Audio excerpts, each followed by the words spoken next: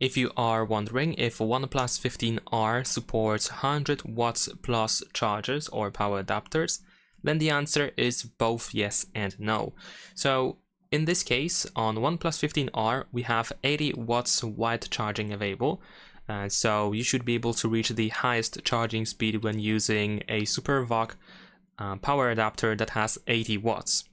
Now, if you happen to have a power adapter that has more than 80 watts, let's say it has 100 or 120, 125 and so on, the power adapter is still going to work, but it won't be any faster than a power adapter that has exactly 80 watts, because this is just the limit and that we have on this phone. So yes, the power adapter or charger that has 100 watts or more is going to work. You can use it in order to charge your phone, but no, it's not going to be faster if you compare it, for example, to a power adapter that has 80 watts.